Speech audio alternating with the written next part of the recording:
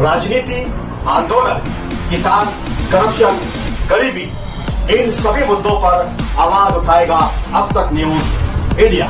सत्ता के आगे जब भी सवाल कमजोर पड़ने लग जाए तो सवाल उठाने पड़ते हैं। बोल के लफ्ज आजाद है तेरे, बोल के सच जिंदा है अब तक। ये किसी एक धर्म के बारे में बहस नहीं है, ये बात सबको स्पष्ट होनी चाहिए। किसी धर्म को महान बताने या किसी धर्म को कमतर बताने की ये बहस नहीं है। तो यदि कोई इस उम्मीद से देख रहा है या यहां आया है तो मैं आपको आश्वस्त करना चाहता हूं कि आपको नाउम्मीदी हाथ लगेगी। इस बहस में बहुत ज्यादा धार्मिक प्रतीकों के इस्तेमाल को लेकर भी ये दोनों लोग जो अभी आपको गंभीर दिख रहे हैं, भले लोग हैं, कल शाम को चाय पर मिले थे, बहुत हंसी मजाक भी इनके बीच हुआ था और गलबैयां डालते हुए एक तस्वीर भी हुई थी। ये इस बात का प्रमाण है कि इंटरनेट पर जो हल्ला मचा हुआ है उसके मुकाबले ये दोनों लोग बहुत ही अच्छे शांत ढंग से बहस के लिए राजी हो गए हैं। ट्विटर की बातें ट्विटर तक सीमित, एलन मस्क आजकल उसको एक्स कहते हैं।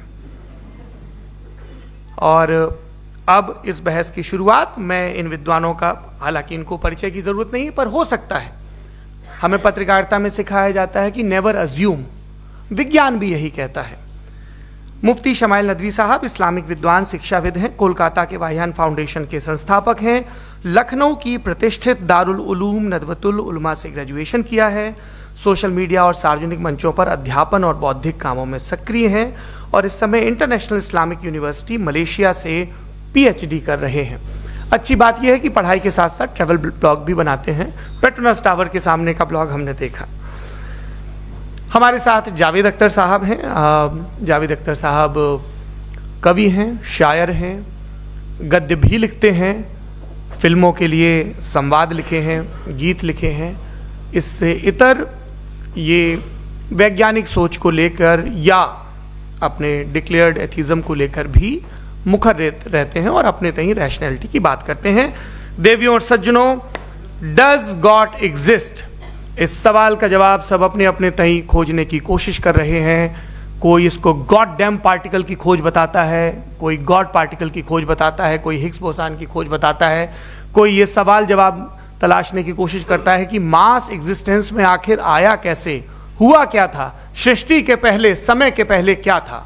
और कोई ये कहता है कि ये सारी खोजें जिस मस्तिष्क में हो रही हैं प्रकृति के क्रम में, वो कैसे विकसित हुआ। मैं उम्मीद करता हूं कि हम आज इन बुनियादी सवालों के कुछ जवाब हासिल करने में कामयाब हों। मैं सबसे पहले मंच पर आमंत्रित कर रहा हूं मुफ्ती शमाइल नदवी साहब को। आइए सर। जी।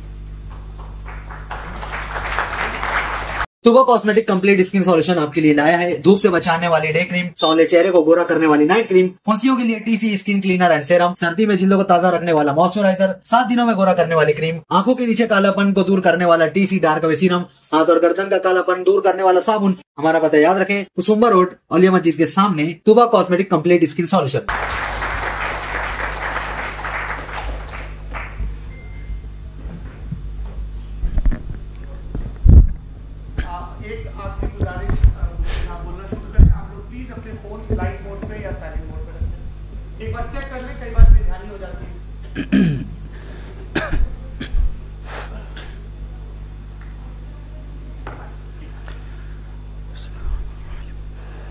तमाम तारीफ़ें उस क्रिएटर के लिए जिसने इस यूनिवर्स को एक मकसद के तहत पैदा किया है।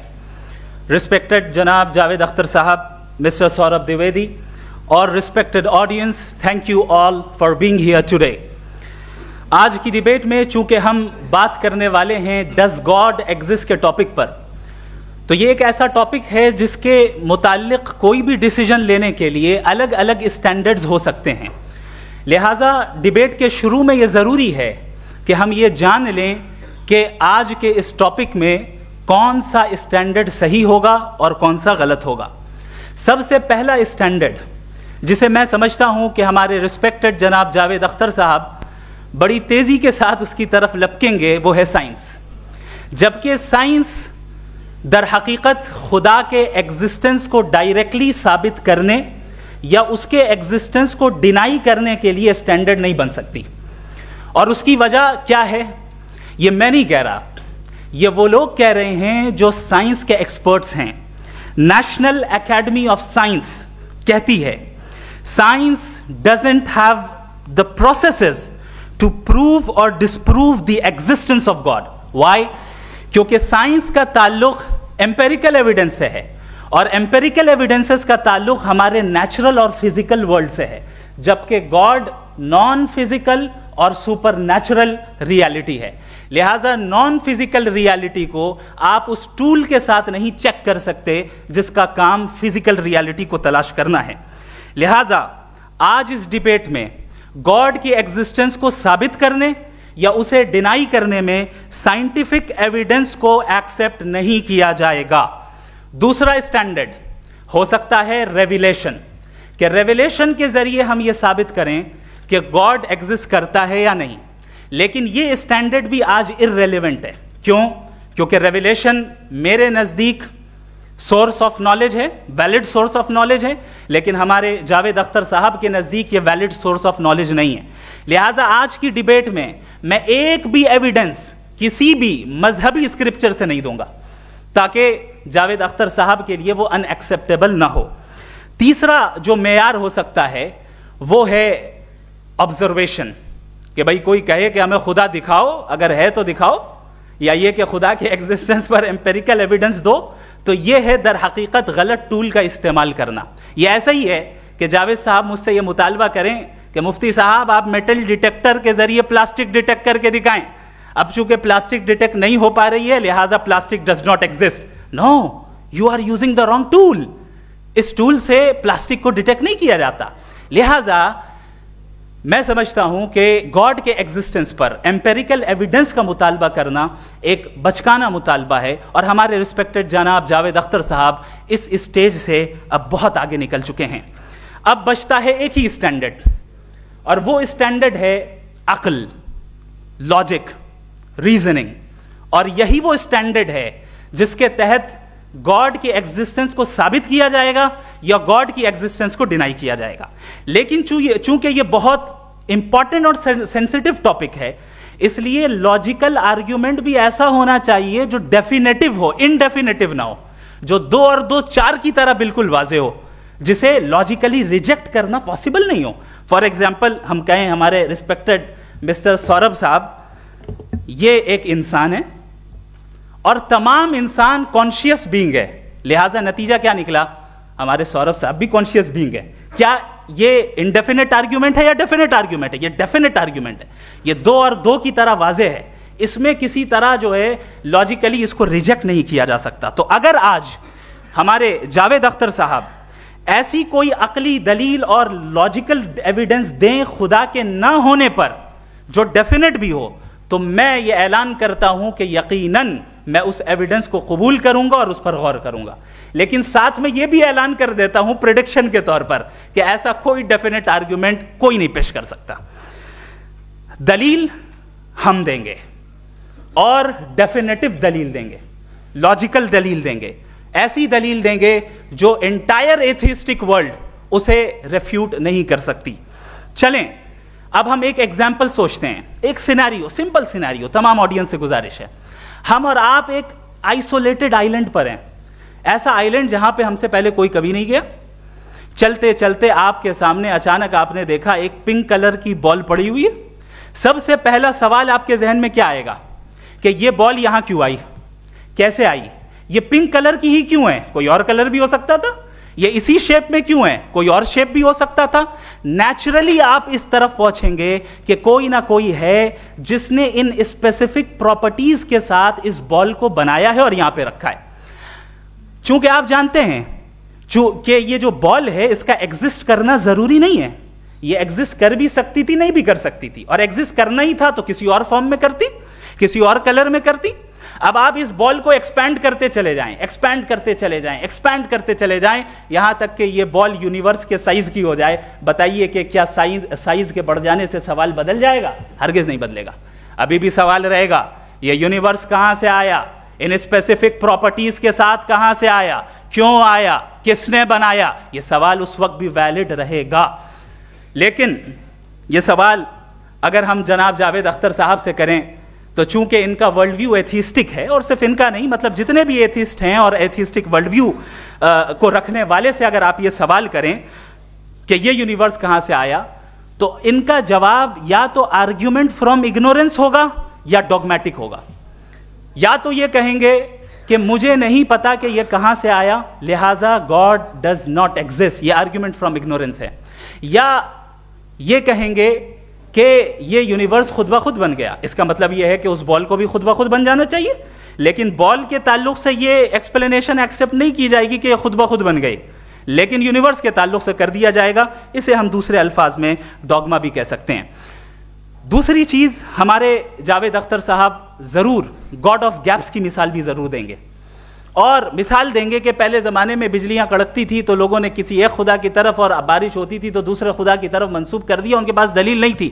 यह हमारा वर्ल्ड व्यू है ही नहीं, यह हमारा वर्ल्ड व्यू है ही नहीं, क्योंकि नेचुरल फेनोमेना के प्रोसेस की इंटरप्रिटेशन को जान लेने से यह कहां से साबित हो गया कि गॉड एग्जिस्ट नहीं करता है। इस पर मैं इंशाअल्लाह अभी आगे बात करूंगा। आप हजरात ये भी देखेंगे, और मैं ये एक्सपेक्ट करता हूं कि हमारे रिस्पेक्टेड जनाब जावेद अख्तर साहब जरूर इमोशनल आर्ग्यूमेंट्स भी देंगे, जो कि एक लॉजिकल फेलेसी है जब बात आती है ट्रुथ को डिसाइड करने में। क्यों? मिसाल के तौर पर वो कहेंगे कि अगर गॉड है तो ईविल क्यों एग्जिस्ट करता है, जबकि मैं कहता हूं ईविल का एग्जिस्ट करना गॉड के एग्जिस्ट करने की दलील है, उसके खिलाफ नहीं है। चूंकि अगर गॉड है तो हम सब उसके सामने अकाउंटेबल हैं, और अगर हम अकाउंटेबल हैं तो अकाउंटेबिलिटी के लिए ईविल का मौजूद होना जरूरी है, उसके बगैर हम अकाउंटेबल नहीं हो सकते। और अगर हम अकाउंटेबल नहीं हैं तो हम जनाब जावेद अख्तर साहब से पूछेंगे कि आप बताएं कि फिर सफरिंग इस दुनिया में क्यों है? अगर खुदा नहीं है तो सफरिंग क्यों है? और उन लोगों के जज्बे का क्या जिनके अंदर सफरिंग के बाद इंतकाम लेने का जज्बा पाया जाता है और वो इस दुनिया से ऐसे ही चले गए, क्या उनकी सारी तकलीफें बेकार चली जाएंगी? अब आ जाएं उसी एग्जाम्पल की तरफ कि बॉल, मुझसे अगर कोई पूछे इस बॉल को किसने बनाया और या इस एक्सपेंडेड बॉल को किसने बनाया, मैं कहूंगा कि चूंकि ये यूनिवर्स और इस यूनिवर्स की तमाम चीजें कॉन्टिंजेंट हैं। कॉन्टिंजेंट होने का मतलब ये होता है कि जो अपने एग्जिस्टेंस पे किसी के ऊपर डिपेंड करती हो, तो जाहिर है ये यूनिवर्स कॉन्टिंजेंट है। और अगर कोई चीज कॉन्टिंजेंट नहीं है तो मैं रिक्वेस्ट करूंगा कि मुझे दिखा दें कि कौन सी चीज यूनिवर्स में कॉन्टिंजेंट नहीं है, हम भी जरा गौर कर लें और हम भी देख लें।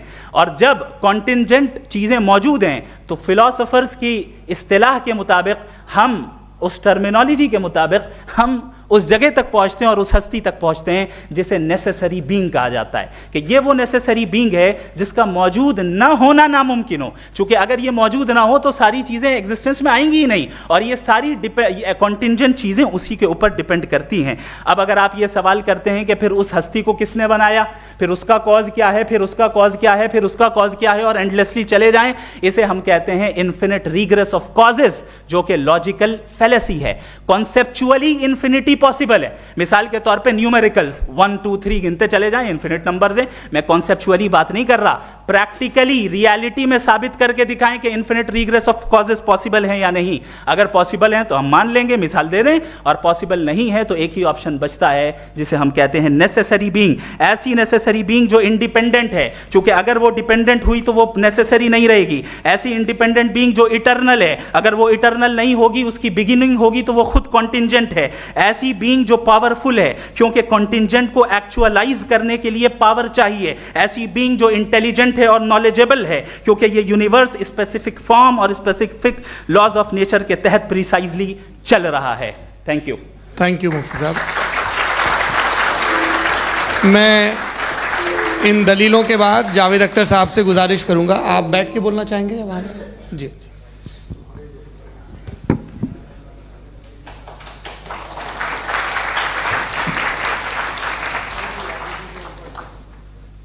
पहले तो मैं मुफ्ती साहब को एक अच्छी खबर देना चाहूँगा कि मेरी नॉलेज साइंस के बारे में बड़ी मामूली है, तो आप फिक्र ना करें उसकी, लेकिन कुछ कॉमन सेंस है मुझ में। देखिए, ये खुदा का तस्वुर कोई नया तस्वुर नहीं है, ये सदियों से रहा है। ये कुछ रिलीजन 3000 साल पुराने होंगे, 4000 साल पुराने होंगे, लेकिन इंसान कोई 10,000 12,000 साल से एग्जिस्ट करता है होमोसेपियन की शक्ल में, और हमेशा कुछ ना कुछ मज़हब रहे। ये मज़हब जाहिलों के नहीं थे, ये मज़हब एक ऐसी ग्रीक सोसाइटी के थे जहाँ बड़े बड़े फिलोसफर पैदा हुए।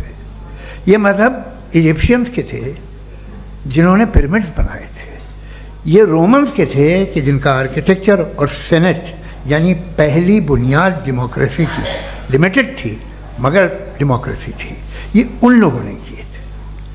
तो इनका जो जुपिटर था, रा था, ज़्यूस था, उन्हें उस पर इतना ही एतमाद था जितना आज किसी मजहबी आदमी को अपने खुदा पे होगा।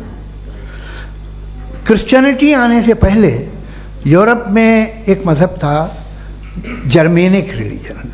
उसका एक खुदा था, उसकी एक बीवी थी, उसके 2 बेटे थे, एक बेटी थी। फिर जर्मनी में जब यूरोप में क्रिश्चियनिटी आई तो वो खुदा, उसकी बीवी और पूरे ख़ानदान चला गया। तो हमने अगर हम हिस्ट्री देखें तो खुदा जो हैं वो ज़्यादातर फ़नी है, वो हमेशा रहे नहीं। और वो जो लोग इन्हें मानते थे उनको आप कहें वो तो जाहिल थे, उन्हें तो कुछ पता ही नहीं था, ऐसा नहीं है। वो अपने वक्त में बड़े काबिल लोग थे और अपने वक्त में उन्होंने बड़े बड़े काम किए हैं, फिलोसफर्स थे, साइंटिस्ट थे। लेकिन उनका मज़हब कहाँ गया, उनके खुदा कहाँ गए? आज जो खुदा हैं दुनिया में लोग उन्हें मानते हैं। आपको क्या मालूम कि कितने बरसों के बाद क्या होने वाला है? हम यूरोप में देखते हैं तो चर्च खाली हैं। तो वक्त के साथ चीज़ें बदलती हैं। जहाँ तक इसका ताल्लुक़ है मज़हबों का, हर मज़हब आपसे एक चीज़ मांगता है, फेथ। ये फेथ क्या चीज़ होती है? What is the difference between faith and belief? ये तो बहुत ही अहमकाना बात होगी कि कोई आदमी कहे साहब अगर खुदा है तो मुझे दिखाइए। ये तो जाहिलाना बात हुई। मैंने तो नॉर्थ पोल नहीं देखा है मगर मैं मानता हूँ कि नॉर्थ पोल है। मैं क्यों मानता हूँ? इसलिए कि अगर ये दुनिया राउंड है तो उसका कोई टॉप होगा।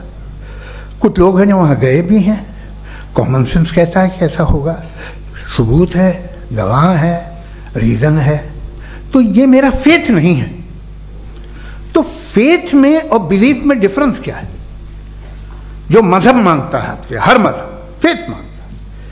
फेथ का मतलब ये है कि ना कोई गवाह हो, ना कोई सबूत हो, ना कोई रैशनल हो, ना कोई लॉजिक हो, ना कोई प्रूफ हो, मगर तुम एक बात को मानो। ये है फेथ।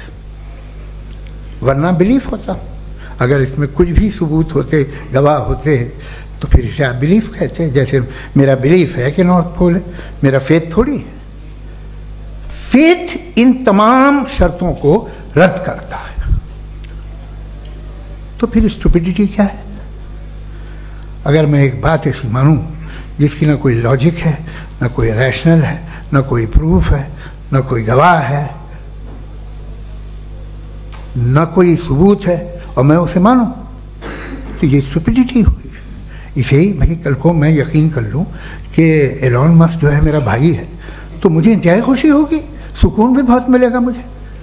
लेकिन और कहे भाई क्यों मानते हो, क्या सबूत है? भाई वो तो अमेरिकन है और तुम तो इंडियन हो, वो तो नस्ल लगे, तुम्हें कभी मिले भी नहीं।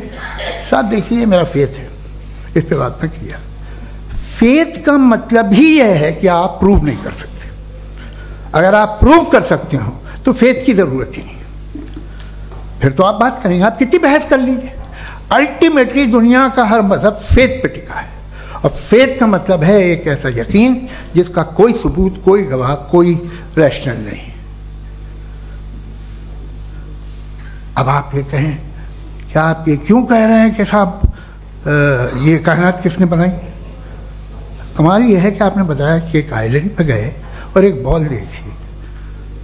आपने ये नहीं कहा कि आइलैंड किसने बनाया, आपको सिर्फ बॉल पे हैरत हुई। हमने आइलैंड पे हमने हैरत नहीं की, होते हैं आइलैंड। इसी तरह ये आइलैंड है, सितारे, ये गैलेक्सीज, ये सब आइलैंड हैं, खला में। हम उन्हें टेकन फॉर ग्रांटेड लेते हैं, हम पूछते नहीं किसने बनाए। आपने जजीरे के बारे में भी नहीं पूछा है। मेरी पैदाइश कैसे हुई? क्या मैं प्लान्ड पैदा हुआ था? I was plan to be born, या एक लकी स्पर्म था जो किसी एक से चिपक गया?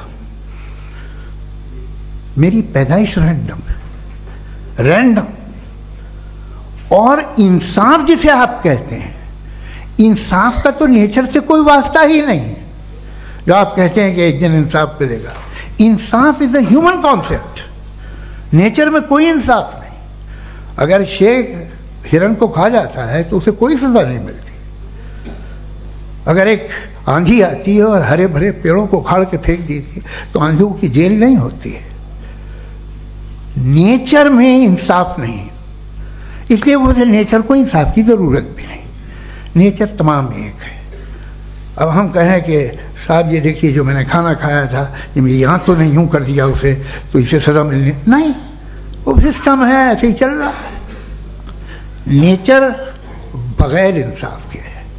इंसाफ इज अ ह्यूमन कॉन्सेप्ट। तो जो आपसे कहता है कि मैं तुम्हें इंसाफ दूंगा वो इंसानी जहन की पैदावार है। ये नेचुरल है ही नहीं, ये आसमानी है ही नहीं। नेचर का तसव्वुर, इंसाफ का तसव्वुर। भाई आप साथ मिलते हैं, अब आप लेफ्ट हैंड ड्राइव करते हैं, ये क्या है? तमाम सच, तमाम नेकी, तमाम शराफत लेफ्ट हैंड ड्राइव है। वरना क्या होगा, या तो आप क्रॉस कर देंगे, आपका एक्सीडेंट हो जाएगा, या आप किसी को मार देंगे, या ट्रैफिक जैम हो जाएगा। झूठ, बेईमानी, रिश्वतखोरी, ये तमाम जो है driving on the wrong side है। इसके ऊपर कुछ नहीं। ये तो हमने बनाया, जैसे हमने लेफ्ट हैंड ड्राइव बनाई है।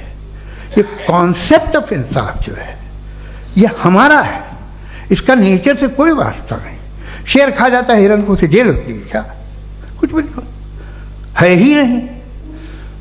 तो ये जो दुनिया के रिलीजन प्रॉमिस करते हैं आपसे इंसाफ, इसी से मालूम होता है कि ये मैन मेड है। ये तसव्वुर कहीं और का है ही नहीं। जो नेचर है, कुछ लोग कहते हैं नेचर ही खुदा है, तो नेचर में तो इंसाफ नहीं कहीं। और आप वादा कर रहे हैं कि तुम्हें मरने के बाद इंसाफ मिलेगा। मुझे अगर मिलेगा तो मैं बहुत खुश हूँगा, लेकिन मैं यकीन नहीं कर पाता हूँ, इसलिए कि मैं फेथ नहीं पैदा कर सकता। The very fact that religions demand faith, इसका मतलब है कि उनके पास जस्टिफिकेशन नहीं है। अच्छा था फिर रिलीजन अगर मॉडरेशन में है, कोई सा भी नहीं, वो आप में कुछ खूबियाँ भी पैदा करता होगा, देखिए उससे ये फ़ायदा है, वो फ़ायदा है। अल्कोहल जो है वो ज़्यादातर दवाओं में यूज़ होती है, और एक सर्वे किया गया था अमेरिका में कि लॉन्जिटिविटी किन लोगों की है। तो एक तरफ वो लोग थे जो शराब पीते ही नहीं थे, और एक तरफ वो थे जो एक बोतल शराब रोज पीते थे। सबसे ज़्यादा लंबी उम्र उनकी है जो 2 पैक नाप के शराब पीते हैं और खाना खाते हैं। मगर हम शराब को बुरा समझते हैं, मैं भी बुरा समझता हूँ। क्यों? ऐसा होता नहीं। कुछ चीज़ों में आदत होती है कि वो बढ़ती है। आज तक में एक आदमी दूध पीता है, आप 10 साल बाद भी मिलेंगे तो एक ही गिलास पीता होगा। ऐसा नहीं होता सुबह से दूध पीता रहता है। मिल्कोहलिक मैंने नहीं देखे, अल्कोहलिक होते हैं। ये टेंडेंसी है मजहब की कि वो बढ़ता है, जैसे कैंसर बढ़ता है, जैसे शराब बढ़ती है। कुछ लोग होंगे जो उसे सही तरह से यूज़ करते हैं। मुझे यकीन है कि हमारे मुफ्ती साहब भी उनमें से एक, इनसे बहुत खुशी हुई मुझे इनसे मिलकर। लेकिन कितने लोग हैं कि आज आप देखते हैं दुनिया में जो तबाहियाँ हैं, इनमें कितना हाथ है उन लोगों का जो बिलीवर कहते था मजहब ये नहीं कहता, ना कहता होगा, मगर जब ये मजहब पीते हैं तो ऐसे बिहेव करते हैं। थोड़ा सा अगर हो तो शायद बहुत अच्छी बात, लेकिन शराब थोड़ी सी नहीं रहती, उसमें टेंडेंसी है पहले। थोड़ा सा अगर 2-3 कैंसर के सेल हो ना बॉडी में तो आदमी स्लिम रहेगा, लेकिन वो 2-3 सेल नहीं रहते, वो मल्टीप्लाई होते हैं। जावेद साहब टाइम पूरा हो गया। टाइम हो गया तो बस बात खत्म हो गई। अच्छा, मुझे कुछ और कहने को था भी नहीं। जी, मैं पहले जवाबी दौर के लिए इनवाइट कर रहा हूँ मुफ्ती साहब को। Your rebuttal round 1, you have 7 minutes.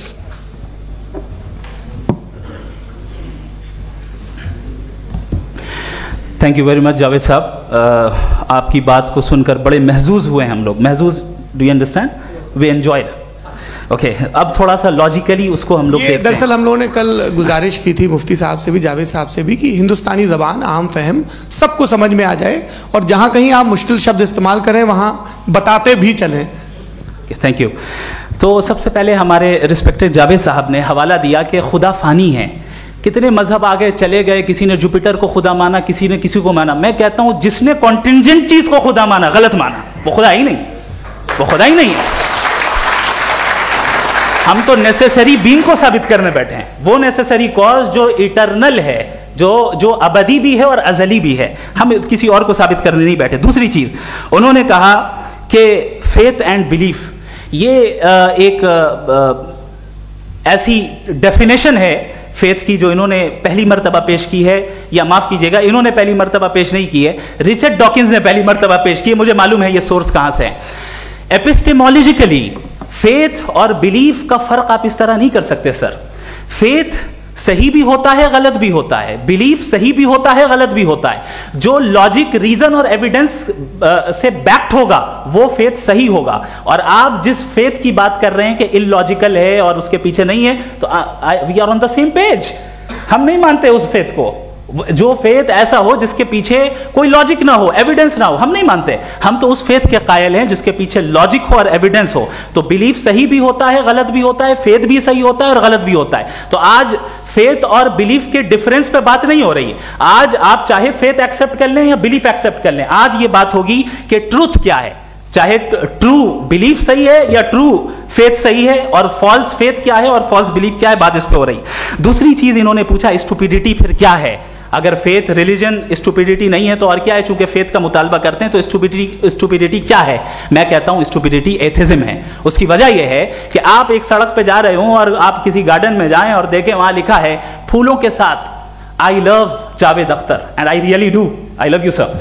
सो जब आप वहां पर पहुंचे तो वहां पहुंचकर अब ये बताएं, क्या आप ये कहेंगे वाह व्हाट अ नेचुरल सिलेक्शन? ये क्या नेचुरल सिलेक्शन है? नहीं, ये प्रिसाइजली डिजाइंड है, इसके पीछे डिजाइनर है। लिहाजा अगर कोई एक ऐसी कॉमन सेंस की बात को कबूल नहीं कर रहा है कि यूनिवर्स जो इतने प्रिसाइजली काम कर रहा है, हम कहते हैं कि खुद ब खुद बन गई, मैं समझता हूं इससे बड़ी स्टुपिडिटी और कुछ नहीं है। ये इर्रेशनल चीज है।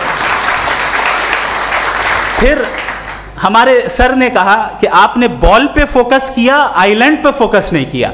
अरे आइलैंड को किसने बनाया यही समझाने के लिए तो बॉल की मिसाल दे रहा हूं। और बॉल भी कॉन्टिंजेंट है, आइलैंड भी कॉन्टिंजेंट है, दोनों नेसेसरी बीइंग का मुतालबा करते हैं। आगे इन्होंने कहा कि नेचर में कोई इंसाफ नहीं है, हम डिसाइड करते हैं कि मोरालिटी क्या होती है, इंसाफ क्या होता है, हम डिसाइड करते हैं। जैसे ड्राइविंग सीट में ट्रैफिक वाला, ये तो किसी खुदा ने नहीं कहा, ये है, इसे कहते हैं फॉल्स इक्विवेलेंस। ये एक लॉजिकल फेलेसी है। आपने जो है मिसाल दी ड्राइविंग की और ट्रैफिक की, ये सब्जेक्टिव मोरालिटी है। आप सब्जेक्टिव मोरालिटी को मिसाल बनाकर ऑब्जेक्टिव मोरालिटी के ऊपर नहीं थोप सकते। इंसाफ की ऑब्जेक्टिव मोरालिटी। अगर आप ये कहते हैं कि नेचर में इंसाफ नहीं है तो इंसाफ का न होना ये नेचुरल हुआ, तो फिर नेचर को नेचर रहने दे, क्यों हम इतना स्ट्राइव कर रहे हैं दुनिया में इंसाफ लाने के लिए? ये तो इलॉजिकल बात है, इर्रेशनल बात है।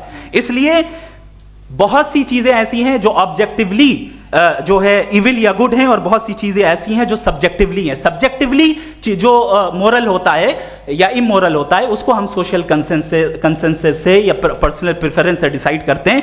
लेकिन जो ऑब्जेक्टिव मोरालिटी है जिसमें इंसाफ आया, जो इन्होंने बार बार रिपीट किया, ये ऑब्जेक्टिव है, सब्जेक्टिव नहीं है। अगर आप कहते हैं ये सब्जेक्टिव है तो मेरा सवाल आपसे ये है, क्या सोशल कंसेंसस के जरिए अगर जुल्म को सही करार दे दिया जाएगा तो आप जुल्म को जस्टिफाई करेंगे? दूसरी चीज इन्होंने ये कहा कि 2 पैक शराब पी लें तो वो उतने पे नहीं रहता, बढ़ जाता है। यही मामला मजहब के साथ है। 2 पैक आप पी लें बढ़ेगा। तो ये एक ऐसी मिसाल है, इसको कहीं भी फिट कर लें कि आप एथिज्म पे जब फिट करें, जब आप 2 पैक एथिज्म का लेंगे ना तो वो बढ़ बढ़ के नॉर्थ कोरिया बनेगा। Thank you.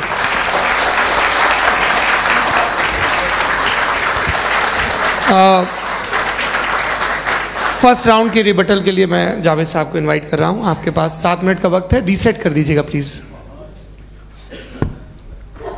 मुझे इस बात की खुशी है कि मुफ्ती साहब ने भी मान लिया कि नेचर में कोई इंसाफ नहीं है।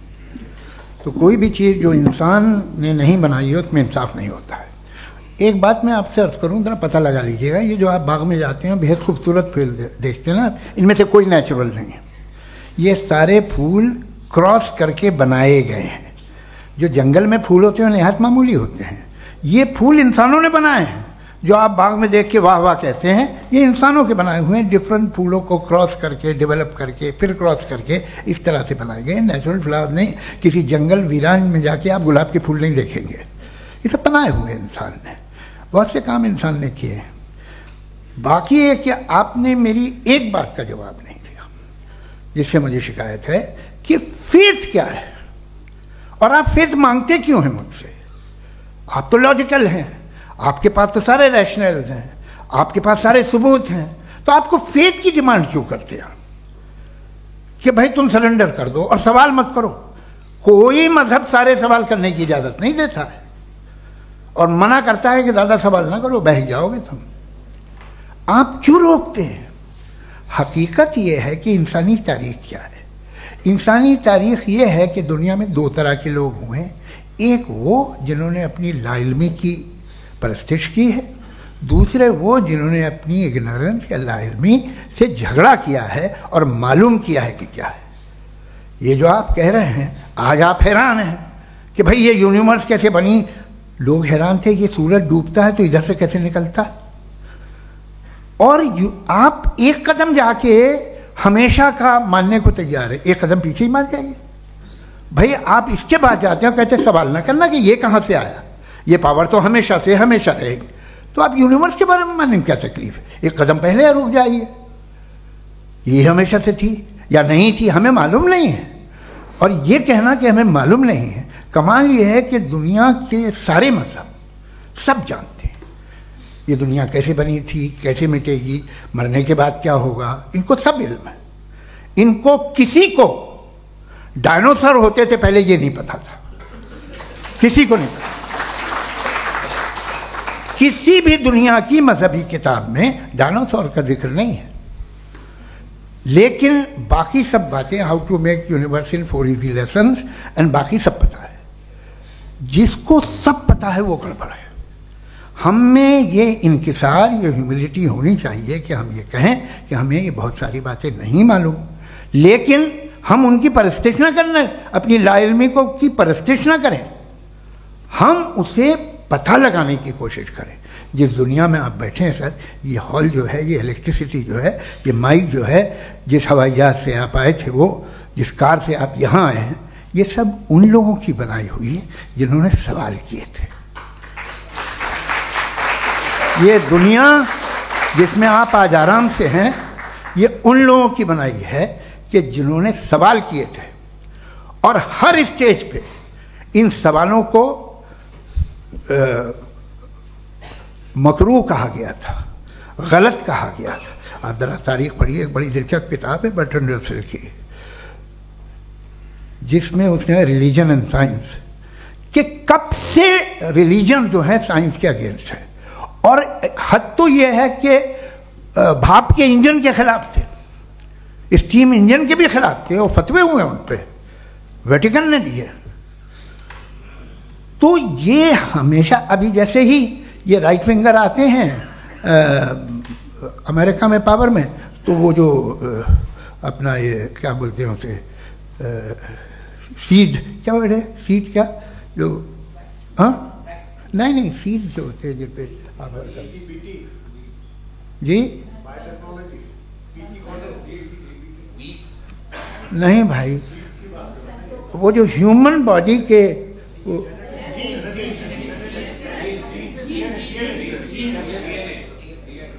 उस पर रिसर्च बंद हो जाती है, रिपब्लिकन नहीं करने देते। अरे भाई इतना डर क्या है तुम्हें? एक ज़माने में बहुत नाराज थे ये सारे मजहबी लोग कि ये इंसान तो इंसान बनाने की कोशिश कर रहा है। आपको क्या तकलीफ भाई, बना ले तो बना लेने दो, ये खौफ क्या है? और ये सब आज जो आप कह रहे हैं नामुमकिन है, ये कैसे हुआ? मुझे एक किस्सा याद आता है। जब मैं 6ठी क्लास में था तो मैं मैथमेटिक्स में बहुत वीक था, तो एक टीचर रख दिया गया, उसने 1 2 3 4 5 6 7 को सिखा दिया मुझे। वो दिन मैं भूल नहीं सकता हूँ मुफ्ती साहब, जिस दिन उसने ये बताया कि 1/2 क्या होता है और 3/4 क्या होता है। मुझे ऐसा लगा कि मेरा सर बीच से फट जाएगा। यह आदमी कह रहा है कि जो दीवार के अंदर जाओ वॉक करते हुए। आज हंसता हूं मैं इस बात पे। तो आज जो बातें आपके जहन से बिल्कुल परे हैं और आप हैरान होते उन्हें देख के, एक वक्त आएगा कि मामूली लगेंगे।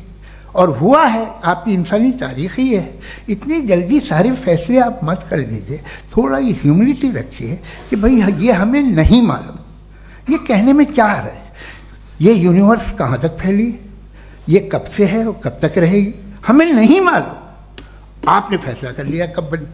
ये आपके हिसाब से कोई 14 बिलियन ईयर बनी जो समझा जाता है।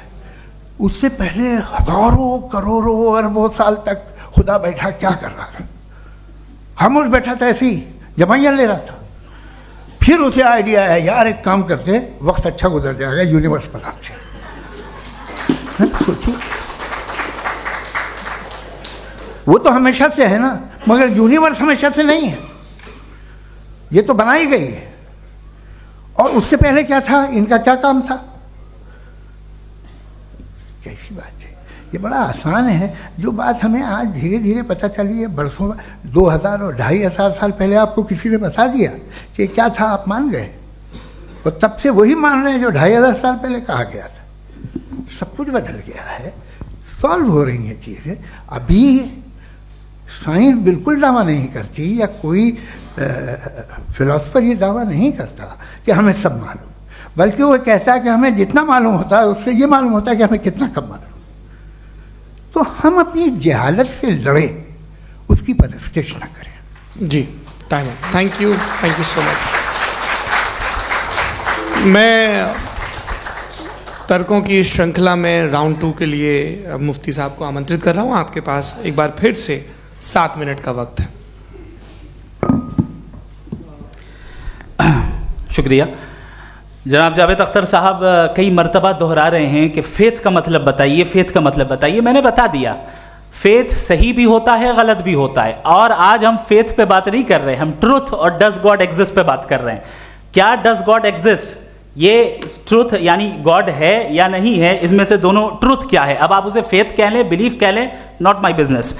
उसके बाद आपने कहा कि भाई सवाल करने से मजहब रोकता है। मैं कहता हूं जो रोकता है वो रोकता होगा, मैं नहीं रोकता, बल्कि सवाल करें, सवाल करना चाहिए। सवाल कर करके तो हम आगे बढ़ते हैं, तरक्की करते हैं, और इसीलिए मैं आज यहां पे आया हूं। लेकिन सवाल सिर्फ खुदा से नहीं होगा, आपसे भी होगा। सवाल एथिज्म से भी होगा, सवाल सिर्फ मजहब से नहीं होगा, सबसे होगा। और आज मैं सवाल करूंगा और उम्मीद है कि आप जवाब देंगे। अभी तक आपने वैसे कॉन्टिंजेंसी आर्गुमेंट का कोई जवाब नहीं दिया है।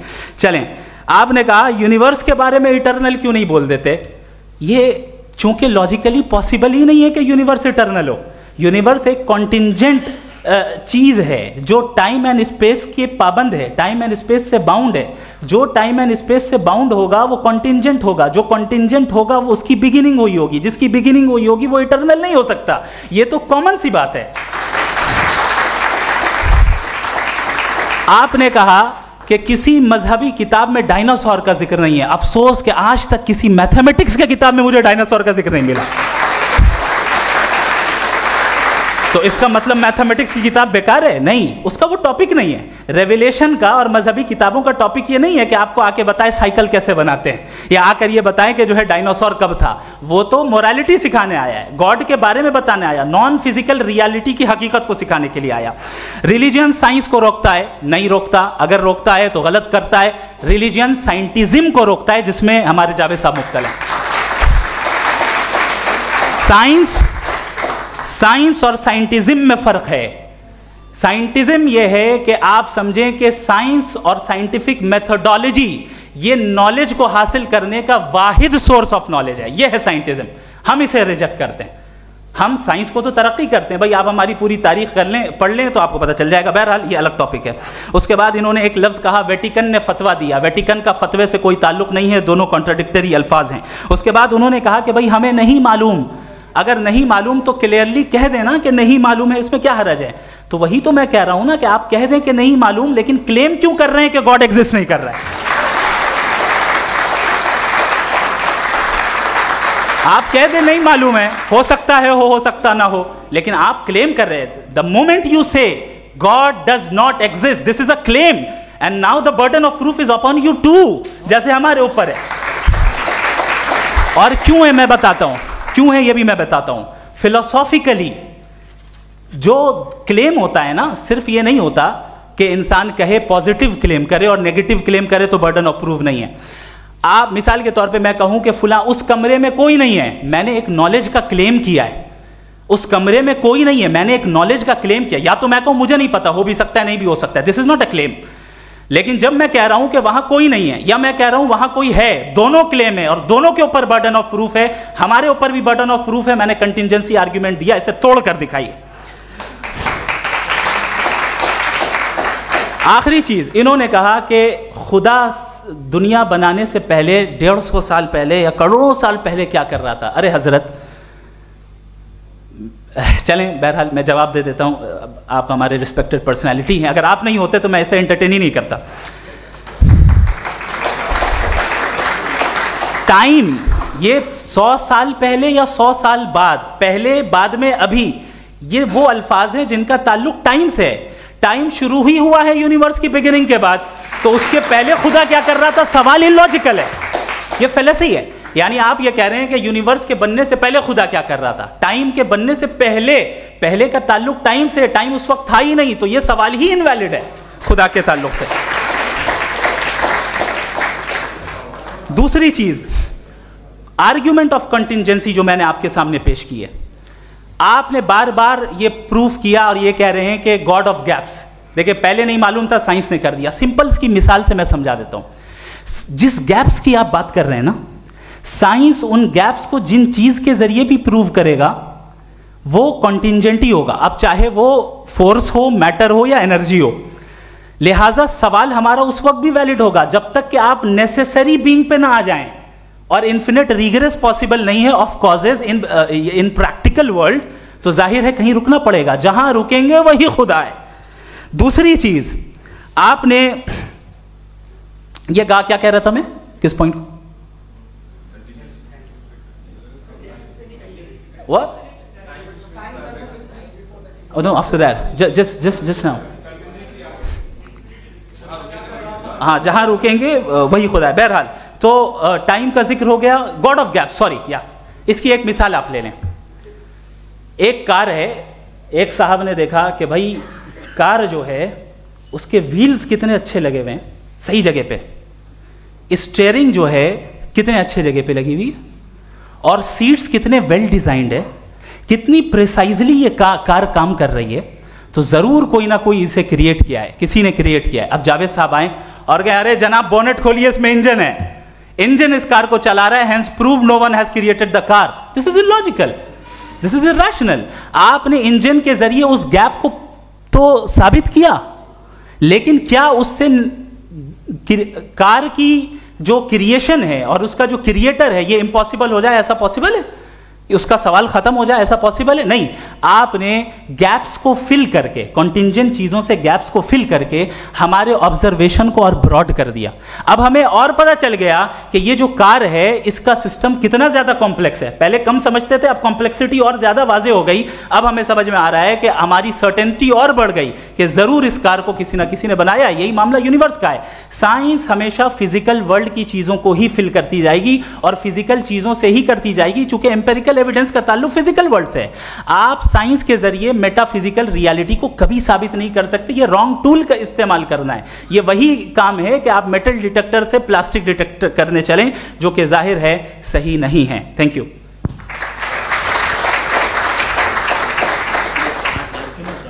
जी, ये आर्ग्यूमेंट का राउंड 2 है। हाँ। 7 मिनट है। पहले तो मैं आपसे अर्ज करूं कि आपने कहा कि जब कायनात ही नहीं थी तो वक्त भी नहीं था, कुछ भी नहीं था।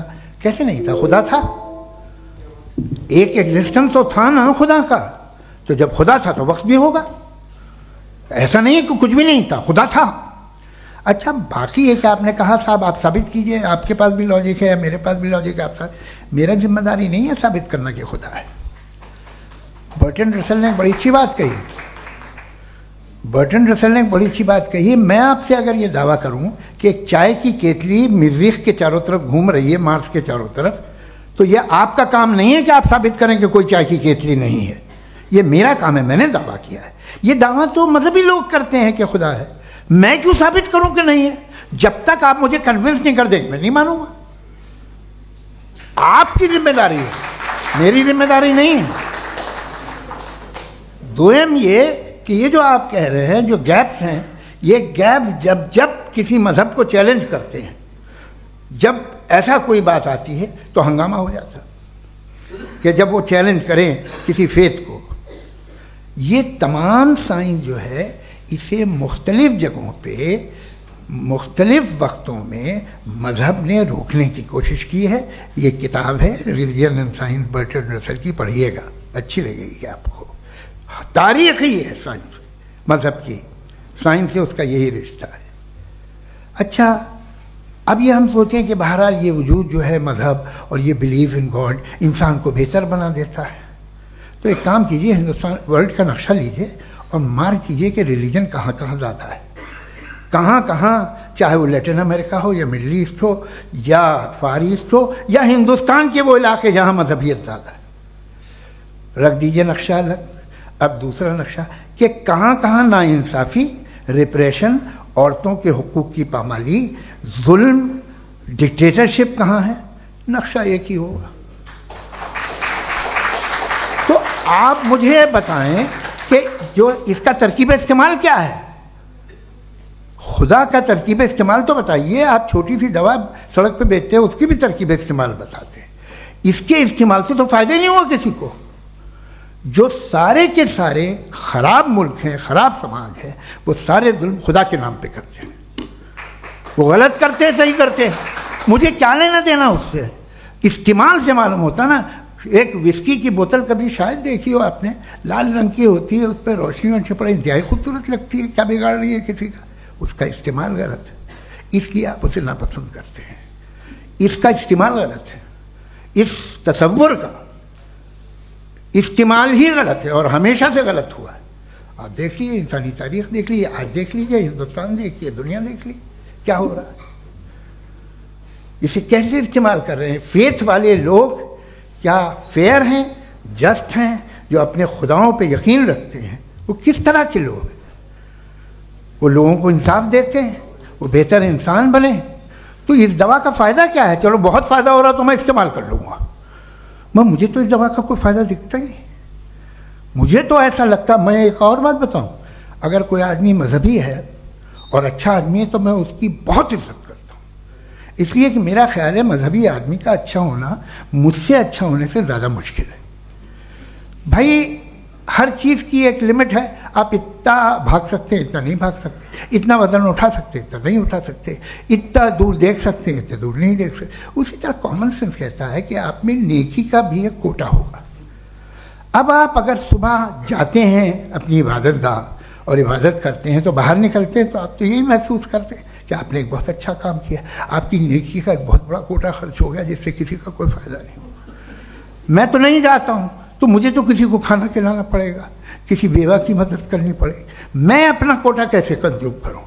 आप अपना कोटा, सारे मजहबी लोग इंतहाई यूजलेस कामों में यूज़ करते हैं। उसके बाद भी अगर आप में बच्ची है थोड़ी सी शराफत, तो भाई वाह क्या बात है।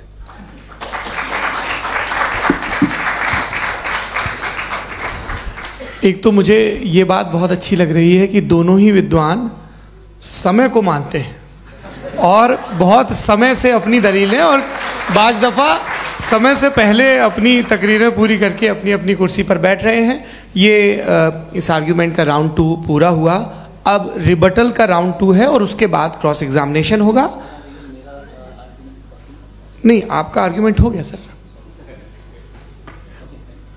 हमारे यहाँ स्कूल के सिलेबस में पंच परमेश्वर कहानी पढ़ाई जाती है, प्रेमचंद जी की लिखी हुई। आप निश्चिंत रहिए, आपके कोई राउंड में मिस नहीं होने दूंगा। रिबटल का राउंड 2 मुफ्ती शमाइल नदवी साहब।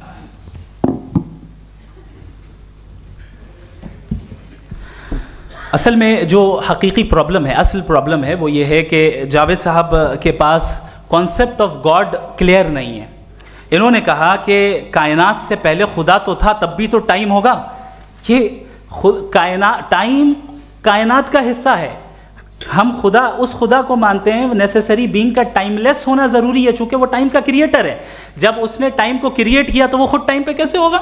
उसने जब स्पेस को क्रिएट किया तो खुद स्पेस में कैसे होगा? अगर वो टाइम एंड स्पेस को पहले से ही उसका पाबंद है तो फिर किस चीज को उसने क्रिएट किया? लिहाजा ये सवाल गलत है कि खुदा था तो टाइम होगा, बिल्कुल नहीं। टाइम के पाबंद हम है, खुदा नहीं है। हम फिजिकल वर्ल्ड से ताल्लुक रखते हैं, वो मेटाफिजिकल रियलिटी है। दूसरी चीज इन्होंने मिसाल दी कि चाय की केतली हवा में घूम रही होगी, और पता नहीं शायद वो बर्टन रसल का उन्होंने हवाला दिया। बहरहाल यही प्रॉब्लम है। प्रॉब्लम यही है कि हम चीजों के दरमियान डिफरेंशिएट नहीं कर पाते हैं। ये जो आपने मिसाल दी ये इमेजिनेशन है, और मैं जो साबित कर रहा हूं वो लॉजिकल नेसेसिटी है। आप इमेजिन करने आए तो कुछ भी करें, जुपिटर में पिंक एलिफेंट होगा, यूनिकॉर्न होगा, करें, उससे कायनात पे क्या फर्क पड़ता है? उससे आप लॉजिकल नेसेसिटी साबित नहीं कर सकते। मैं तो उस प्राइम कॉज की बात कर रहा हूं, उस नेसेसरी बीइंग की बात कर रहा हूं जिसके बगैर इस कायनात का एग्जिस्टेंस मुमकिन नहीं है। दूसरी चीज, मजहब को साइंस चैलेंज करती है वगैरह वगैरह, ये हमारा टॉपिक ही नहीं है। मैं इस पे बात करूंगा तो फिर मेरा वक्त चला जाएगा। मजहब के ऊपर चूंकि हमारी डिस्कशन नहीं है, साइंस को मजहब और बिलखुसूस मैं और हमारा वर्ल्ड व्यू कम अज कम साइंस को पीछे नहीं करता है, साइंटिज्म की मजम्मत करता है। इसकी वजाहत मैंने पहले कर दी। दूसरी चीज इन्होंने कहा वर्ल्ड का नक्शा लीजिए, वर्ल्ड मैप लीजिए, दो अलग अलग जगह की। हजरत मैंने ये होमवर्क किया था, और मैंने मिडिल ईस्ट का एक नक्शा लिया और यूरोप का एक नक्शा लिया। ये मजहबी इलाका और ये लिबरल और एथीस्ट इलाका। मुझे पता चला कि सबसे ज्यादा रेप केसेस जो हैं वहां पर है।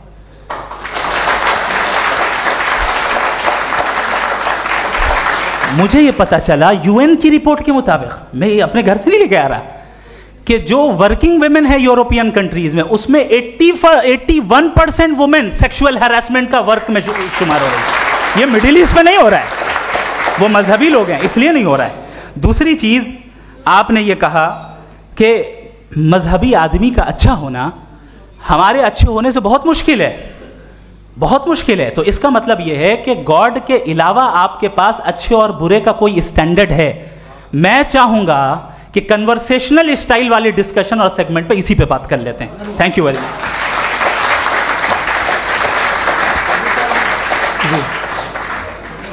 ये रिबटल का राउंड 2 है, आपके पास 5 मिनट का वक्त है, और इसके बाद क्रॉस एग्जामिनेशन शुरू करेंगे। आप चाहें तो जो इन्होंने सवाल पूछे उनके जवाब आप रिबटल में भी दे सकते हैं। जी जी, देखिए पहले तो ये बात कि ये मिसाल गलत नहीं है, गलत है।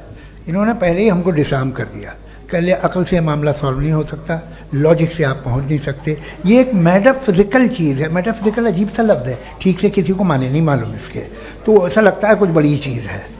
अरे भाई क्या होता है मेटाफिजिकल, बताओ, खड़ी हो। ये एक लफ्ज़ है जो कहीं भी इस्तेमाल हो जाता है। जब आप एक बात कर रहे हैं और आप मुझसे बहस कर रहे हैं तो मुझे मेटाफिजिकल मत बताइए, आप लॉजिकली मुझे प्रूफ किए। और अगर लॉजिकली आप नहीं बात करते साहब ये मेटाफिजिकल है, तो फिर हम आप बात क्या कर रहे हैं? मेरा आपका किस ज़बान में कॉन्वर्सेशन होगा?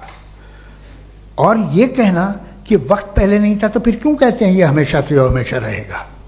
हमेशा वक्त है, तो आप कैसे कहते हैं वो हमेशा से है और हमेशा रहेगा? हमेशा का मतलब है कोई वक्त, अगर वक्त ही नहीं है तो हमेशा कैसे? बाहर वो रहेगा। अब मैं ये देखता हूँ, आपने कहा ना कि वहाँ रेप ज़्यादा होते हैं, तो हम एक बात देखते हैं कि ये दुनिया जिस पे वो कादर मुतलक है, जिसकी मर्ज़ी के बगैर पत्ता भी नहीं हिलता, ओमनीपोटेंट है, ये दुनिया चल कैसे रही है? और इस दुनिया का हाल क्या है? 45,000 बच्चे जो 10 साल की उम्र से कम थे वो गाजा में मरे। भूख से काला हांडी में बच्चे मरते हैं और डिप्थेरिया से मरते हैं। डिप्थेरिया अजीब मर्ज है, गले में जाली बनना शुरू होती है, बच्चा नीला हो जाता है, गरीब का बच्चा, इसलिए कि वो पास इलाज नहीं। ये कादर मुतलक है जो चाहे कर दे, इसलिए आप दुआएं मांगते हैं हमारी ये काम कर दे वो कर दे, तो इसका मतलब डे टू डे लाइफ में वो इंटरफेयर करता है और ये देख रहा है वो। अगर वो वाकई भी है फॉर डिस्कशन सेक, तो मैं जब दुनिया देखता हूँ तो मेरे दिल में उसके लिए कोई इज्जत नहीं पैदा होती। ये क्या कर रहे हो तुम पूरे ऑल पावरफुल हो ओमनीपोटेंट हो, ओमनी प्रेजेंट हो। तुम तो वहाँ गाजा में रहे होगे ना, तुम हर जगह हो।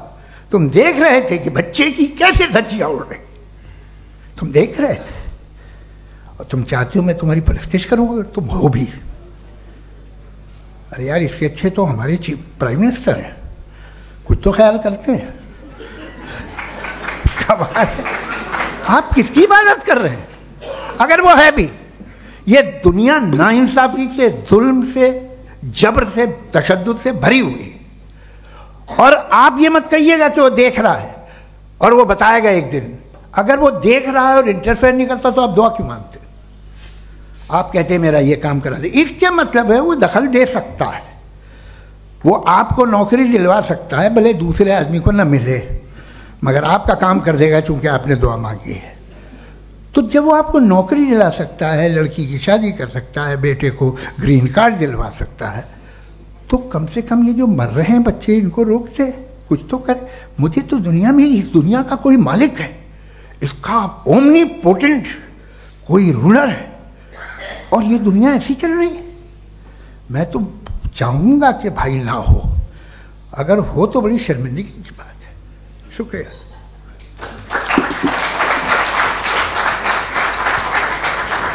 देवियों और सज्जनों, इस बहस के 2 राउंड और 2 रिबटल पूरे हो चुके हैं। अब सबसे ज़रूरी और सबसे मुश्किल राउंड शुरू हो रहा है, क्रॉस एग्जामिनेशन का। अब इन विद्वानों की सज्जनता की एक परख भी होगी और वक्त हमने 16 मिनट का तय किया है। पहला सवाल आप पूछना चाहेंगे? जी बिल्कुल। पहले बोले भी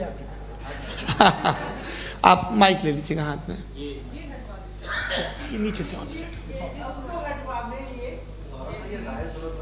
जी मैं बोलता हूँ, ये दायस हटा सकते हैं क्या हम थोड़ा क्विकली? दायस पीछे कर दीजिए बस थोड़ा सा, है ताकि ये जो दाएं बाएं लोग बैठे हैं, इसे हटा ही दीजिए। अब हम वहाँ तो जाने वाले नहीं, आराम से आराम से दोनों तरफ से हटा दीजिए।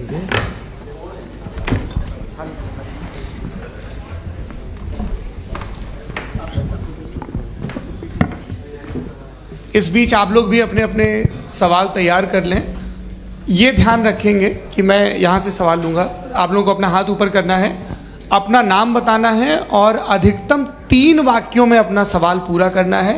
कई लोग सवाल की जगह भाषण देने लगते हैं, उससे आज बचना है। जी मुफ्ती साहब, पहला सवाल आपका, 16 मिनट हैं, हम दोनों लोगों के सवाल लेंगे। जी जी बहुत शुक्रिया। आपकी जो अभी बात हुई बहुत अहम थी, मैं इसको चाहूँगा कि आगे डिस्कस करूँ, लेकिन चूँकि अभी ये वो सेगमेंट है क्रॉस एग्जामिनेशन, तो सबसे पहला सवाल आपसे ये है कि जो मैं इतनी देर से कॉन्टिंजेंसी आर्ग्यूमेंट आपको बता रहा था, ये अकल से ही बता रहा था हजरत, आप ये बताएं कि आप इन्फिनिट रिग्रेस ऑफ कॉजेस को पॉसिबल मानते हैं या नेसेसरी बीइंग के एग्जिस्टेंस को सही समझते हैं? चूंकि 2 ही ऑप्शन हो सकता है, आप ये बताएं। देखिए, आपको मैं ईमानदारी से बात करूं, एक तो मैं कॉन्टिजेंसी वर्ड ठीक से समझता नहीं, और इस वक्त भी जो आपने अंग्रेजी के अल्फाज इस्तेमाल किए वो ज़रा थोड़े से मुझे डिफ़िकल्ट और कॉम्प्लिकेटेड लगे, तो आप ज़रा सिंपल ज़बान में सवाल कर सकते हैं? बिल्कुल कर सकता हूँ जी। यूनिवर्स की हर चीज़ कॉन्टिंजेंट होने का मतलब ये है कि वो अपने एग्जिस्टेंस में किसी के ऊपर डिपेंडेड है। जो भी चीज़ डिपेंडेड होगी वो चीज़ इंडिपेंडेंट नहीं हो सकती, तो उसका कोई ना कोई कॉज होगा। तो अब आप क्या समझते हैं कि ये इन्फिनिट रिग्रेस है, यानी कॉज पर कॉज, कॉज पर कॉज, कॉज पर कॉज, और कभी कोई यानी ये एंडलेसली चलता रहा? क्योंकि अगर ऐसा होगा तो हम तो एग्जिस्टेंस में आते ही नहीं। लॉजिकली ये मुत्तफक अलैह चीज़ है, मुत्तफक अलैह, अग्रीड अपॉन। ओके, इस पे हमने एग्री किया था कि मुश्किल शब्द आएगा तो अर्थ बताना पड़ेगा। तो इन्फिनिट रिग्रेस तो पॉसिबल नहीं है, तो कहीं ना कहीं आपको रुकना पड़ेगा ऐसे नेसेसरी बीइंग पर। नहीं, कोई जरूरत नहीं रुकने की। किसने कहा आप रुकना पड़ेगा? आप रुकते हैं खुदा पे, आप नहीं रुकते। आप कहते हैं वो हमेशा से, जब उस वक्त से जब वक्त नहीं था। आप कहाँ रुकते हैं कि अब हुआ था वो? आप नहीं कहते। हम क्यों नहीं मान सकते कि यूनिवर्स जो है और बल्कि मल्टीवर्सेस जो है वो हमेशा से हैं, वो बनती है, बिगड़ती है। एक हमारे यहाँ एक चीज़ है ब्लैक होल, वो समेट लेता है वापस, फिर ब्लास्ट होता है, फिर फैल जाता है। और इसमें हमारी तो खैर कोई औकात ही नहीं है। इंसान की एक छोटे से जर्रे पे हम 50-60 साल की उम्र रखते हैं, जो करोड़ों अरबों साल की कायनात है उसमें, और पैदा भी नहायत ही बेहुदा वजह से हुए थे। तो इसमें ये सोचना कि इसकी वजूहात और ये क्यों है, ये डिपेंडेंट है, ये हम देख रहे हैं, क्या मालूम। आप सोचिए कि ये जो फैल रही है कायनात, ये कहाँ फैल रही है, ये कहाँ जा रही है, और ये फैल क्यों रही है? अरे बना ली थी तुमने, रुको भैया, काफ़ी है। ये फैल क्यों रही है? ये और कौन सी कायनात जिसे मैं दूरबीन से देखता हूँ तो 2 बिलियन लाइट ईयर पे है, उससे मेरा कोई वास्ता ही नहीं है। 2 बिलियन ईयर यानी अगर मैं 80,000 माइल्स पर सेकेंड से चलूँ तो 20 करोड़ साल में वहाँ पहुँच जाऊँगा। इसकी ज़रूरत क्या थी? ये दुनिया, ये कायनात तो इंसान अशरफुल मखलूक़ात के लिए बनाई गई ना। तो ये सब ये टर्म समझ में नहीं आया, इसमें कोई खास समझने वाली बात थी भी नहीं। ये जो अल्टीमेट कहा यह जाता है कि ये जो पूरी यूनिवर्स है, ये जो दुनिया है, ये इंसान के लिए बनाई गई। अच्छा, ये सब इंसान के लिए, क्यों साहब, सही है ना?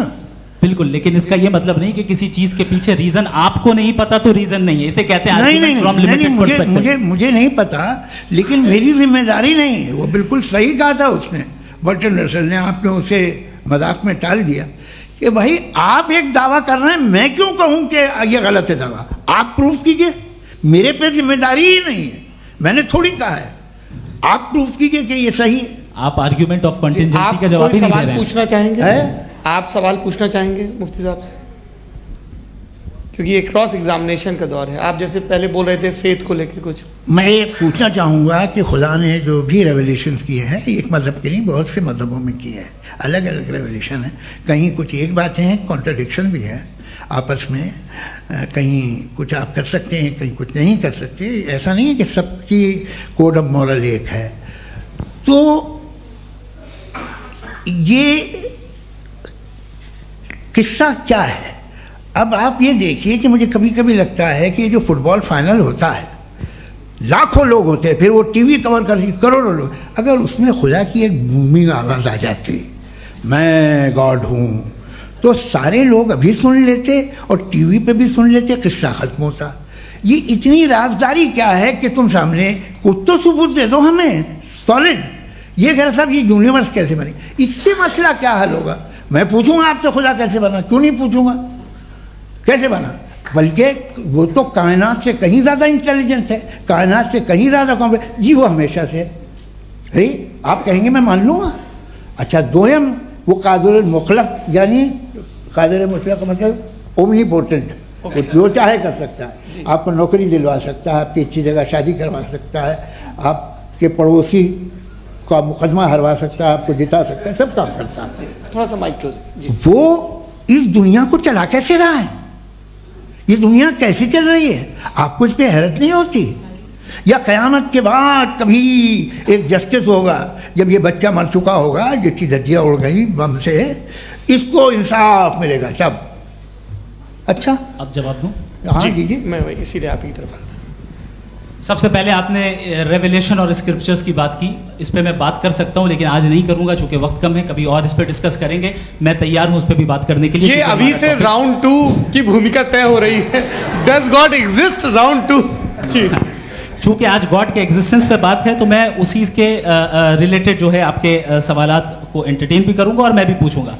आपने कहा कि आपने साबित ही नहीं किया, जबकि आर्ग्यूमेंट ऑफ कॉन्टिजेंसी बुनियादी आर्ग्यूमेंट है। आप मुझे कॉन्टिजेंसी का मतलब बताइए, आपका मतलब क्या है कॉन्टिजेंसी? कॉन्टिजेंसी का मतलब यह हुआ कि हर वो वजूद जो किसी भी चीज का पाबंद है, हर वो वजूद या हर वो चीज जो अपने एग्जिस्टेंस में किसी भी चीज के पाबंद है और उससे बाउंड है, उसको उसकी जरूरत है, उस पर डिपेंड करती है, तो जाहिर सी बात है कि उसका कोई ना कोई कॉज होता है। ये तो अक्ल की बात है। ये आप रीजनिंग की बात करते हैं, मैं वही कर रहा हूं। दूसरी चीज, आपने ये बात कही कि इतने बिलियन लाइट ईयर्स दूर है, उसका मेरा क्या लेना देना। फिर मेरे ख्याल से आपको ये नहीं कहना चाहिए I think therefore I am an atheist. आपको सोचना चाहिए, सिर्फ आप एक लिमिटेड दायरे में रहकर नहीं सोचें, बल्कि बाहर निकलकर सोचें। आपने तीसरा सवाल किया, आपने 2-3 सवाल एक साथ। ऐसी बातें ना कीजिए, कुछ को इतराज हो जाएगा आप पे कि आप कुछ भी सोचिए। ये इजाज़त आपको है नहीं, मुझे है।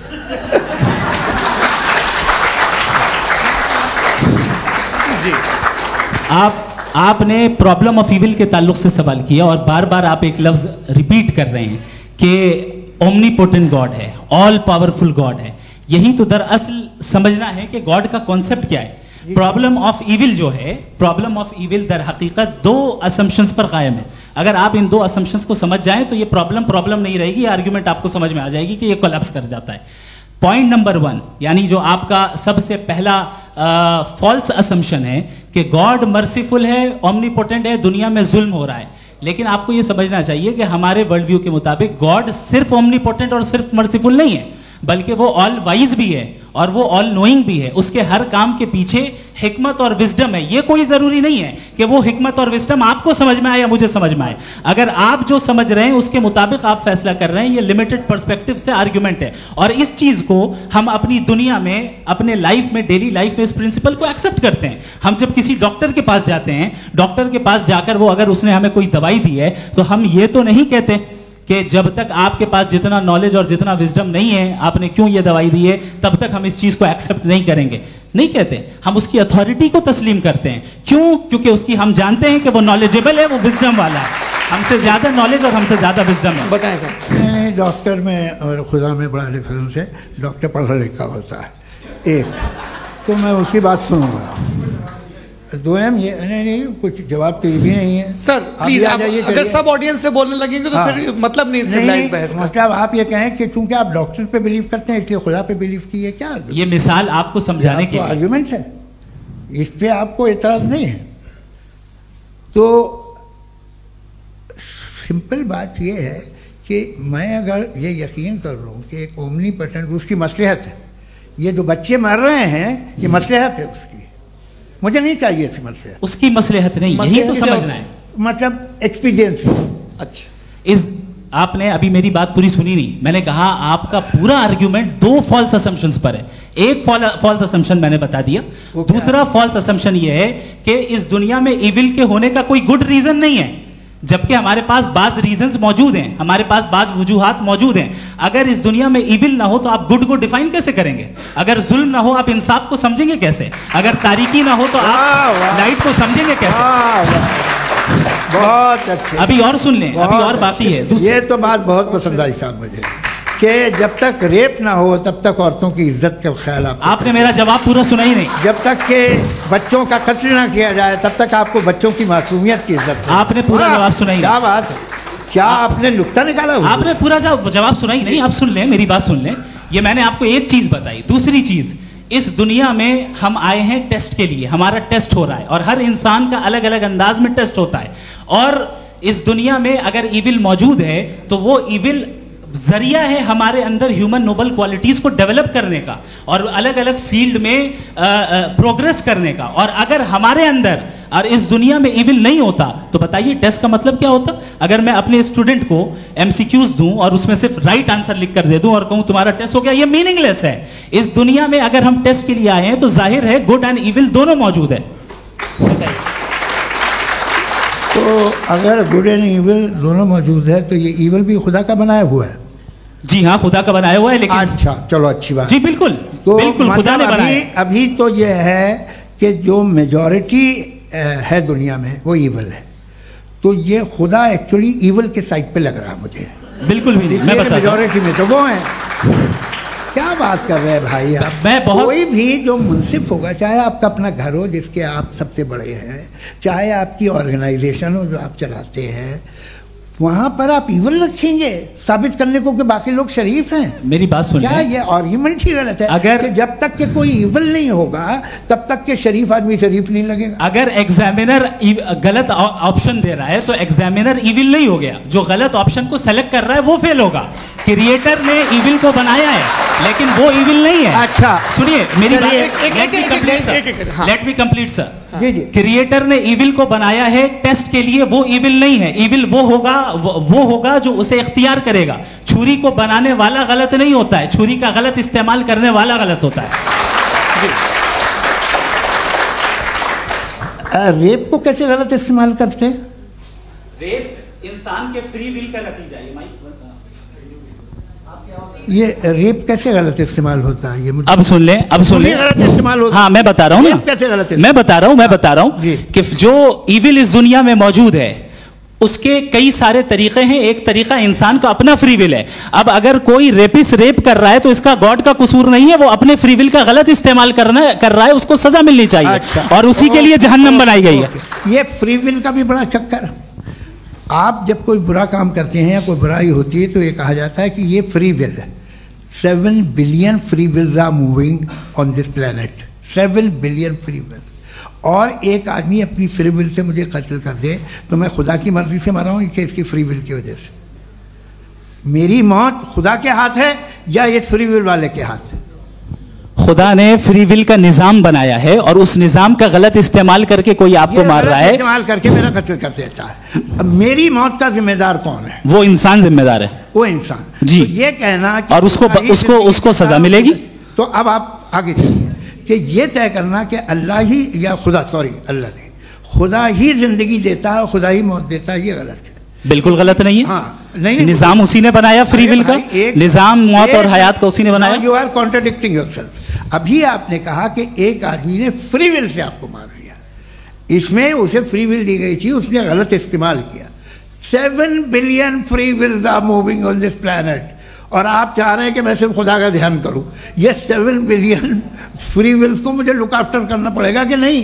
ये तो तबाहियां कर रही हैं और तबाहियां ज़्यादा हो रही हैं। बिल्कुल। तो अगर आप बताएं अगर खुदा नहीं है फॉर एग्जाम्पल, तो आप इविल को कैसे डिसाइड करेंगे? यानी how can you define evil objectively without God? देखिए, दुनिया में 2 तरह के जानवर हैं। एक जो अकेले रहते हैं जंगल में और एक जो ग्रुप्स में रहते हैं। ग्रुप में जो भी रहेगा, चाहे वो आपका फाउंडेशन हो, चाहे कोई क्लब हो, चाहे कोई पॉलिटिकल पार्टी हो, चाहे कोई यूनिट हो, उसमें आपको इंटरैक्ट करने के रूल बनाने पड़ेंगे। यानी लोग तय करेंगे। लोग तय करेंगे। अगर लोगों ने ये तय किया कि किसी का रेप करना सही है, आप जस्टिफाई करेंगे? नहीं, आपका फाउंडेशन तो ये हो गया ना कि लोग ही विल डिसाइड करेंगे। नहीं। अरे दुनिया में ऐसे ग्रुप्स हैं जो रेप को जायज़ मानते हैं सर्टेन हालात में। मैं डिटेल में नहीं जानूंगा, आप भी जानते हैं। ये जो आईसिस वाले थे जिन्होंने क्या किया था, तो उन्होंने क्या किया उसका खुदा से कोई ताल्लुक नहीं है सर। मैंने सिंपल सवाल किया कि इविल को आप डिफाइन करते कैसे हैं? आइए वापस आइए जी। आप साथ में तभी रह सकते हैं जब कुछ आप ऐसे उसूल डेवलप करें जिसमें हर एक का बेसिक तहफ़्फ़ुज़, हर एक का बेसिक राइट हो और हर एक को कोई आराम मिले। यही तरीक़ा है किसी भी ऑर्गेनाइजेशन जिसमें एक से ज़्यादा लोग हैं और वो ऐसे चलती है ज़िंदगी। उसमें अगर आप गड़बड़ करेंगे तो तबाही होगी, नुकसान होगा, बर्बादियाँ आएंगी। और अगर उसमें आप घर ले लीजिए ना, एक हस्बैंड है, एक वाइफ है, बच्चे हैं, वालदा भी हैं, 2 बहनें भी हैं, एक भाई भी है। अब इसमें कोई निज़ाम आपको चाहिए साथ में रहने का और एक दूसरे पे भरोसा रहे, एक दूसरे के बहीख्वाह हों, एक दूसरे की मदद करें, ऐसी जिंदगी। सर आपकी बात आ गई। आप ये कह रहे हैं कि लोग डिसाइड करेंगे क्या सही है क्या गलत है, यही है? मेजॉरिटी डिसाइड करेगी क्या सही है क्या गलत है? अरे भाई बिल्कुल। मेजॉरिटी अगर ये कहे कि नाजी जर्मनी के साथ जिस तरह मेजॉरिटी थी कि जेनोसाइड करना सही, आप जस्टिफाई करेंगे? उस वक्त आपका ये सवाल सिर्फ उसके बाद क्लोजिंग। हाँ, उस वक्त प्लेनेट पे जो लोग थे उनमें कितने लोग हिटलर को सही समझते? अच्छा, प्लेनेट की मेजॉरिटी तय करेगी, सोसाइटी की नहीं। प्लेनेट की मेजॉरिटी गॉड के एग्जिस्टेंस को सही मानती है, आप क्यों नहीं मानते?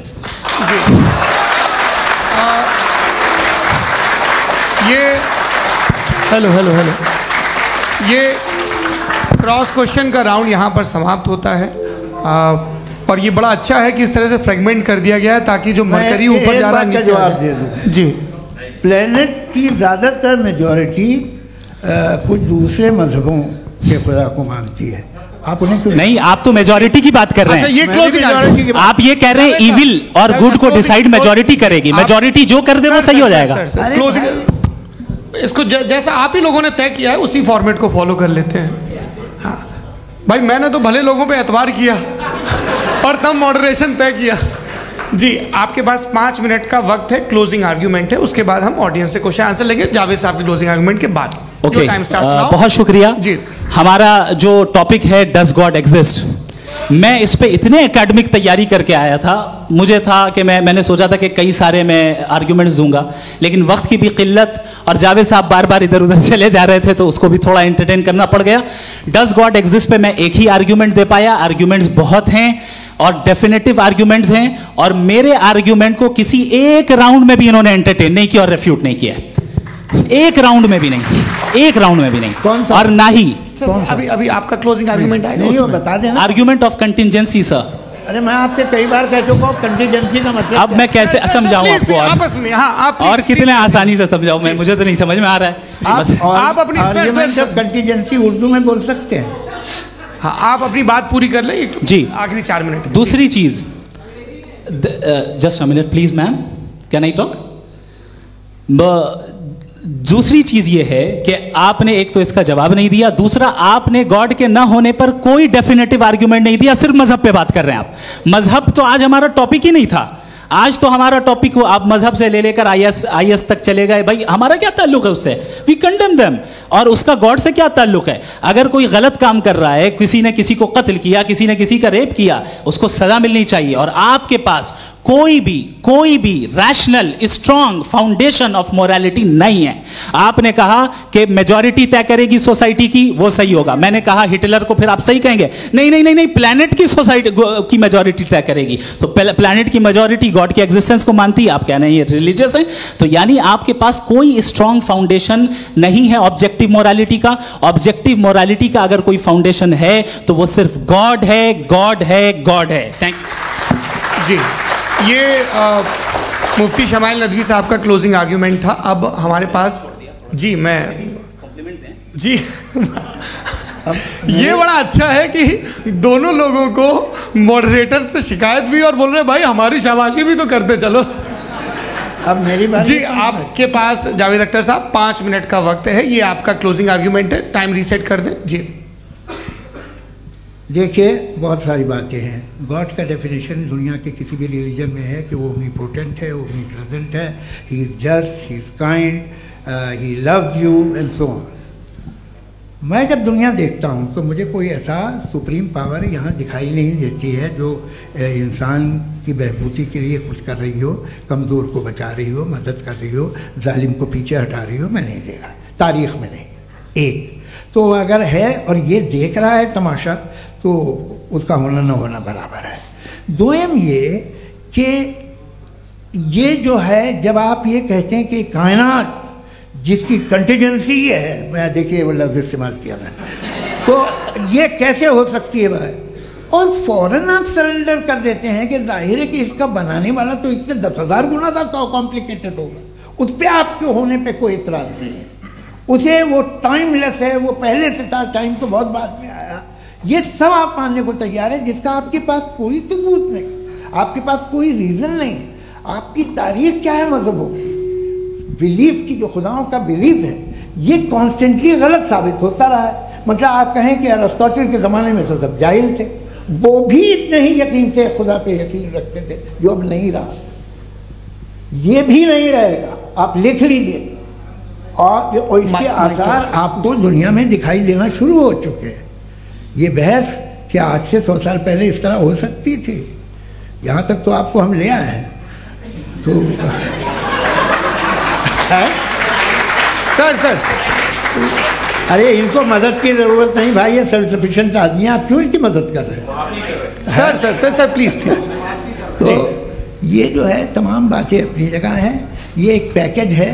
आप अकेले, कोई आदमी ऐसा नहीं जो सिर्फ गॉड को मानता हो, उसके साथ बहुत पैराफर्नेलिया आता है, अलग अलग पैराफर्नेलियाज आते हैं। They have always created chaos in the society. मैं तो आपको सीधा ऑफर देता हूँ कि दुनिया में 10 इम्पॉर्टेंट बिलीव्स हैं, आप 1 मानते हैं, 9 नहीं मानते, 9 में आप एथियस्ट हैं, 9 को आप बिल्कुल रीजनेबली मेरी तरह देखते हैं। तो 90 मजहबी आदमी भी 90% एथियस्ट है, वो दूसरे खुदा नहीं मानता, एक खुदा मानता है अपना वाला, बाकियों को कहता है गलत है। अगर आप मानना ही बंद कर दें तो आपका 10% चांस है कि आप सही हैं और 90% चांस है कि आप गलत हैं। मेरा मशवरा आप मानना छोड़ दिए तो 50% चांस होगा कि आप सही हैं और 50% चांस होगा, 40% आप गेन करेंगे बाय बिकमिंग एन एथीस्ट।